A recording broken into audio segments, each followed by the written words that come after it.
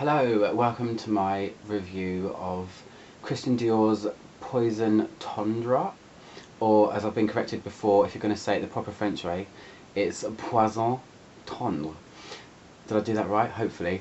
I must say I'm a little bit excited about reviewing this one. I kind of know why as well.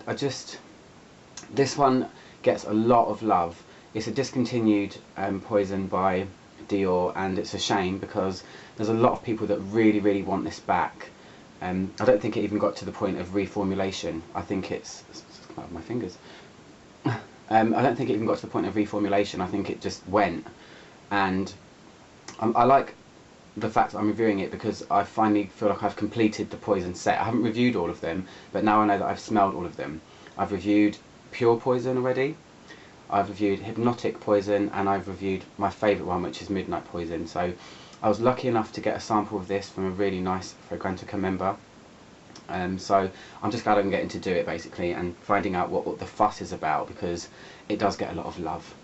So yeah, this one, it's a floral fragrance. It was released in 2004.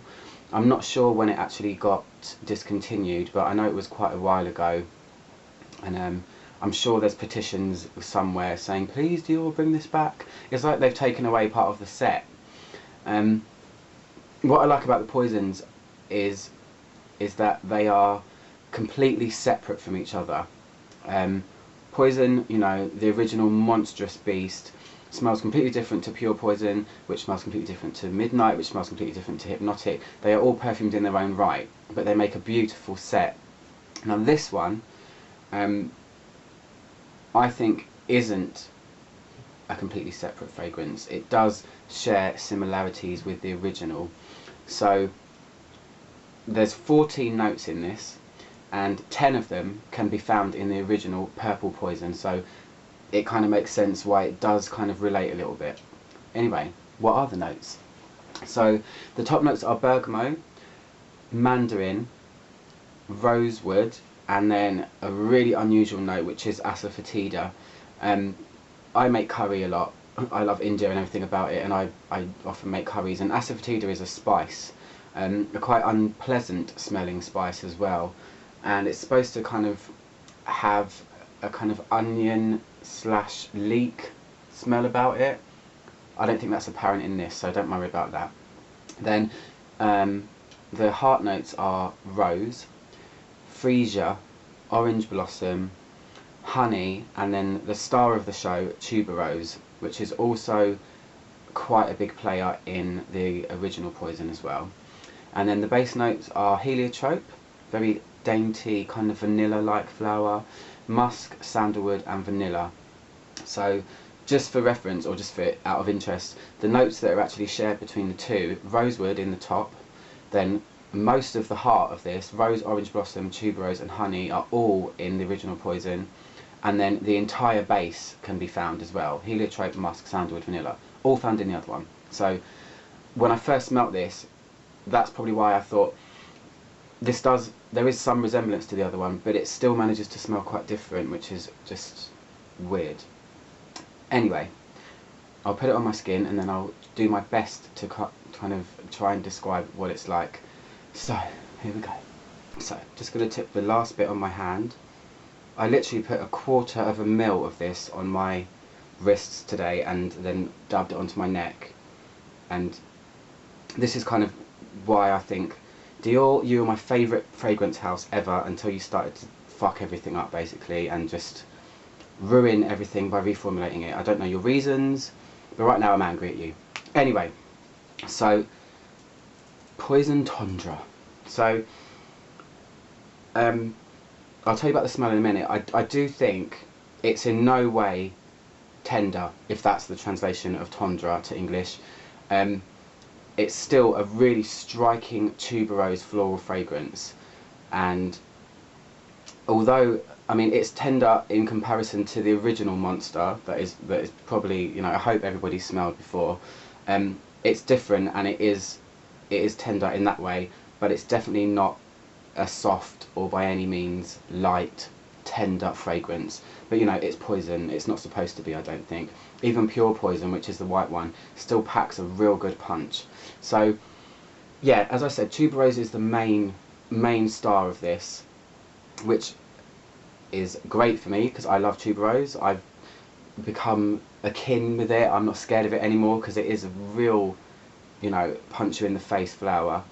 But this is very smooth. It seems to be tuberose in the middle, but then it's kind of surrounded by this, it's like a bubble of something slightly soapy and kind of tinged with green, which is, it's quite cool. It smells vintagey as well. It does have that throwback feel. It was released in 1994, which I think is, as I always say, the 90s were the best decade of fragrance for me. Yeah, the tuberose kind of does overpower a lot of things, but as I said, it's like if you could smell that in the core, and then around it is this kind of seamless composition of something quite soapy and green. And I do think it's kind of, it's like a more manageable version of the original. And I wrote a review today and I said a few weird things, but I'm going to say them anyway. This feels like the original Poison, but stripped back a little bit. Kind of like Poison with a facelift. Not that Poison needed a facelift, but this is kind of like the newer, younger model of it. So you've still got that, oh my god, what am I smelling? This is really powerful, but it's in no way as crazy as the other one, which, you know, can fill a room and is just one of the most amazing, distinct fragrances I've ever smelled, I think. It's, if you take Poison and you take the original one I'm talking about, and you take away all of that plummy, purple smokiness that's in that, and replace it with something a little bit greener, lighter, a little bit fresher, and make it a little bit more manageable, then that's kind of what it smells like. It's a little bit tough.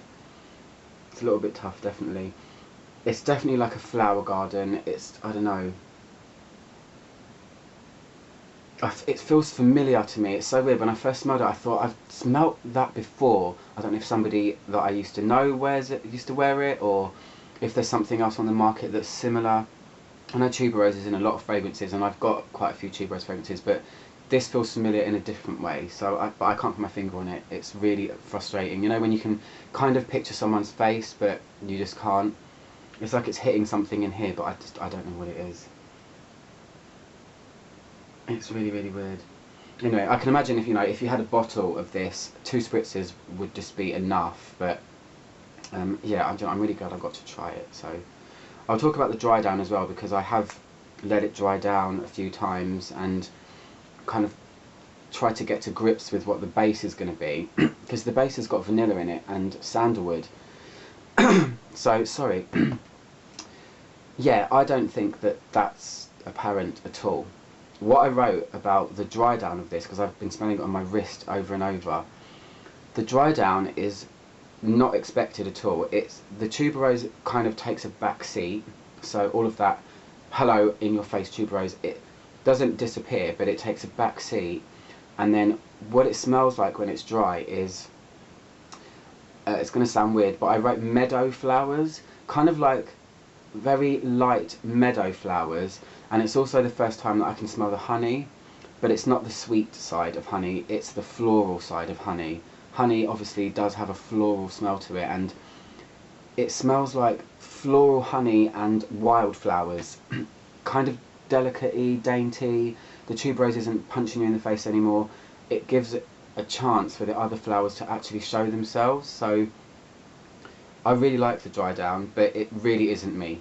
It's not really my style at all. But yeah, the dry down's completely different, which is good. You know, it's kind of like 2 perfumes in one. But yeah, kind of like wildflowers. You know, it's really hard to pinpoint flowers for me, but that's the kind of feel that you get. Kind of like if you're wearing a daisy chain around your head and running through a meadow, I get that kind of flowery, spring-like smell from it. And yeah, that's it. There's a few other things I wanted to say before I went. Yeah, I wanted to say something really strange. What's really weird is, you know, when you smell a fragrance after it's been on your wrist for a while, and you kind of huff your wrist like this, like that.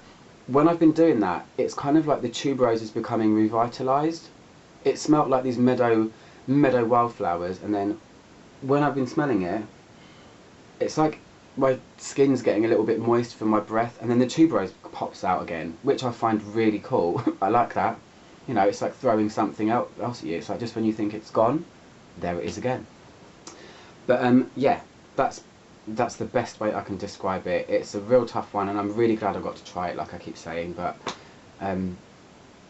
yeah, I really like it. That's my review of Poison Tendre, the very much missed sister of the other Poison perfumes. I'm Up2One, and if you like my reviews, please subscribe. I'm going to do another one tonight as well, so I'll see you in a minute if you're watching this now, which you will be. Okay, thanks, goodbye.